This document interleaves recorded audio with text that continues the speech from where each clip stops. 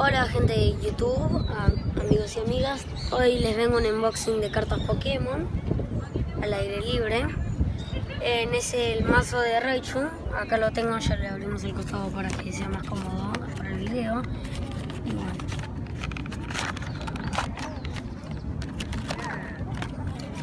Sacamos los papeles.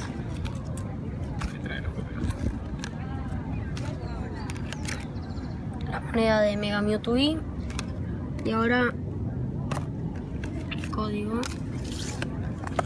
Y bueno, esta carta de Raichu está bastante buena.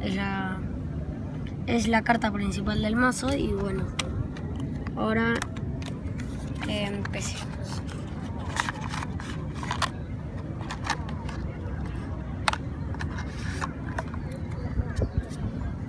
Energía de fuego, Cyndaquil, Magnemite, Raichu, energía, Panzer, Fennekin, sigamos, Snurle, Pikachu, Vexen, energía eléctrica, Fisherman, Magnemite, Doduo, energía, la carta del profesor, Kilava, de Nene, Stonefish, y bueno, otro Pikachu, otro Doduo.